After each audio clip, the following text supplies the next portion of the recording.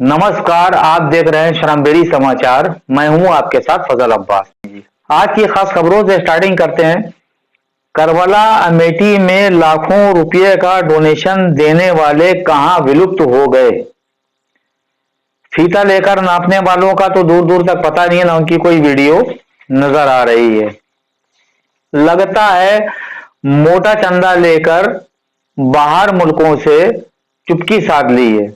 ना खुद ही कुछ किया, ना दूसरों को कुछ करने दिया। बाहर आलम और फैजी जैसे लोग जो दरगाह वहां अमेठी करबला में काम करवा रहे थे, तो एक को व्हाट्सएप पर गालियां दी गई, वॉइस रिकॉर्डिंग उसकी वायरल हुई। दूसरे को करबला अजीमुल्ला खान में गालियां दी और बदतमीजी की गई। तो अब आप जरा सोचें कि उन्हें गालियां देने वाला भी कोई और आदमी नहीं था, हिस्ट्री शीटर था।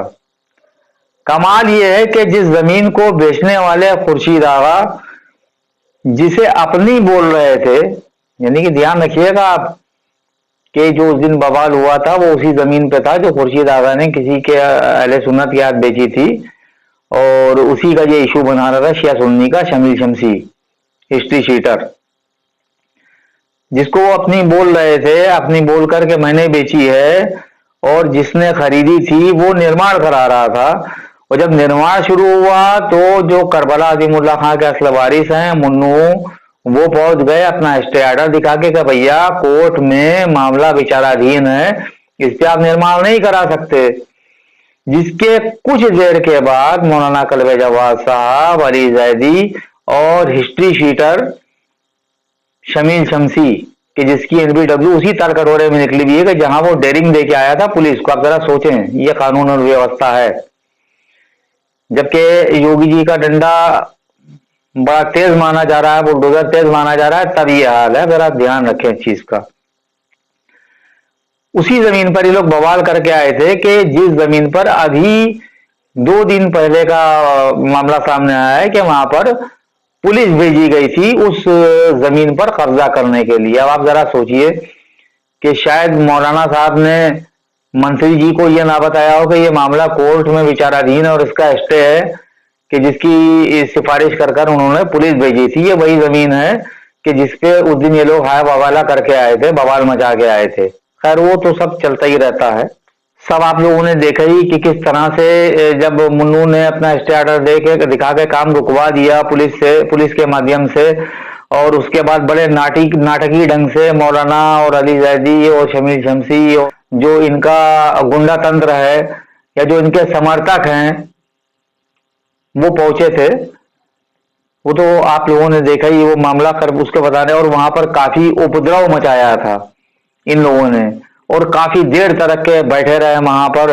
और सबसे बड़ी बात यह है कि वहां के एसओ से, थाना प्रभारी से, इंस्पेक्टर से, सबसे इन लोगों ने बदतमीजी से बात की। क्या आप दंगा कराना चाहते हैं? क्या आप मारकाट कराना चाहते हैं? क्या शहर में आग लगवाना चाहते हैं? आप जरा सोचिए ये चेयरमैन के जुमले से, जो एक माफिया डाउन के जुमले होते हैं कि आग लगवा दे, आग लगवाना चाहते हैं और ये करवाना चाहते हैं। आप जरा सोचें कि किस सोच का आदमी है कि जिसको चेयरमैन बनाया गया है, और जो लगातार शिया वक्फ की प्रॉपर्टियों की बर्बादी करने के बाद भी कौम खामोश बैठी है, बोलने का कहीं से कोई नाम नहीं ले रही है। और हुल्लड़ ये मचाया कि काम मौलाना ने रुकवाया, जबकि काम मुन्नू रुकवा चुके थे। चेयरमैन के भ्रष्ट कारनामों की हमने काफी न्यूजें चलाई और तथ्यों के साथ आपको दिखाया, जिनमें से कुछ संपत्तियां इस तरह हैं जैसे फर्जी वक्फ सज्जादिया और रानी रसूलपुर स्कूल, वो भी सुनने में आया है कि सील कर दिया गया है, लेकिन अभी पक्की खबर उसकी नहीं आई है। लेकिन जो मिर्जा जैनब की मस्जिद के पास उसी जमीन के उसी मस्जिद के हिस्से को तोड़कर एक कॉम्प्लेक्स बन रही थी, वो सील हो गई है। और फर्जी वक्फ सज्जादिया पर बना कोलंबिया स्कूल सील हो गया है, और जल्द ही एलडीए इनका ध्वस्तीकरण भी करेगा, इनको तोड़ा जाएगा। योगी जी का अभी एलडीए देखा है, अभी एलडीए का बुलडोजर नहीं देखा, या यूं कहें योगी जी का भी बुलडोजर नहीं देखा जो चलेगा जल्द ही। एक मीनारा मस्जिद अकबरी गेट के सामने जो बनी है वो मस्जिद सिमट कर छोटी सी रह गई है, और आपने पहली बार ऐसा देखा होगा कि मजार छत के ऊपर बना हुआ, यानी कि आप मस्जिद की जगह जो घेरी गई घेरने वालों ने तो ऊपर मजार बना दिया, जबकि मजार हमेशा नीचे होता है, छत के ऊपर मजार नहीं होता है। लेकिन भाई जब बोर्ड भ्रष्टाचारी हो तो भाई जो कब्जा कर रहा है तो वो तो कुछ भी बना सकता है, कर सकता है। इसके साथ साथ फर्रुखाबाद में बेची गई करोड़ों की संपत्तियां, जिन करोड़ों की संपत्तियों में जो शिया वक्फ बोर्ड का सदस्य है, जिनके हिस्से में करोड़ों रुपया आया था, जिससे मकसद हुसैनी हाल बना कश्मीरी महल्ले में, ये मैं आपको बताता चल रहा हूं कि ये एक अकेला नहीं होता है, पूरा सिस्टम है। और इसके बारे में ना सरकार ने कोई संज्ञान लिया कि भैया तुम्हारे पास इतना रुपया कहाँ से आ रहा है कि तुम इतनी बड़ी बिल्डिंगें खड़ी कर रहे हो, तुम्हारी तो इतनी इनकम भी नहीं, इतना बड़ा बिजनेस भी नहीं है, लेकिन कौन पूछेगा। वैसे तो लिस्ट बहुत लंबी है, गिनवाना मुश्किल हो जाएगा, न्यूज छोटी पड़ जाएगी। भ्रष्टाचार की लिस्ट बहुत लंबी है शिया वक्फ बोर्ड की। मौजूदा फर्रुखाबाद में बेची गई करोड़ों की संपत्तियों में से एक बड़ा खुलासा शमीम अब्बास नाम का कोई आदमी, जो अपने आप को शिया वक्फ बोर्ड, शिया सेंट्रल वक्फ बोर्ड का एडवाइजर बताते हैं, इनकी सिफारिश पर चेयरमैन अली जैदी ने ऐसे आदमी को फर्रुखाबाद में मुतवल्ली बनाया कि जिसके मुतवल्ली बनने के बाद इसी दिवालियों की छुट्टियों में कब्रिस्तान की जमीन पर बन गया मंदिर। शियों के लिए कितने फख्र की बात है कि कब्रिस्तान की जमीन पर मंदिर बन रहा है। आप जरा सोचिए, तो फर्रुखाबाद है और लखनऊ में भी हो सकता है, जो लालजी टंडन रोड पर मस्जिद टूटी पड़ी है, तो हो सकता है वो भी कुछ दिनों में मंदिर बन जाए। कोई बड़ी बात नहीं भाई, बड़े दिल वाले शिया बड़े दिल वाले होते हैं, खास करके जिनका रहबर मौलाना कलवे जवाद साहब जैसा हो और जिस शिया वक्फ बोर्ड का चेयरमैन अली जैदी जैसा हो, तो वहां कुछ भी संभव है, असंभव कुछ भी नहीं है। और शिया समाज के लिए तो बड़ी खुशी और फख्र की बात है कि मंदिर जैसे पवित्र धर्म स्थल कब्रिस्तान की जमीन पर बन रहे हैं। ये वक्फ संख्या नंबर है 184 है, वक्फ अलाल औलाद है। और इस वक्फ का जो ना नवाब मेहंदी अली खां के नाम से ये शिया वक्फ है, जो फर्रुखाबाद में मौजूद है, कि जिसकी जमीन पर जो कब्रिस्तान है उसी जमीन पर ये मंदिर बना है।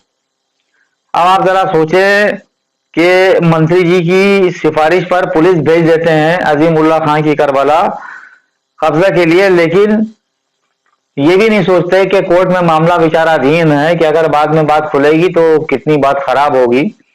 ये सोचते हैं कि न्यायालय कुछ भी नहीं है, ना न्यायालय के फैसले इनके लिए कुछ है, जो कुछ भी है इनके लिए मंत्री जी हैं। खैर बहरहाल होना भी चाहिए, दौर ऐसा ही चल रहा है।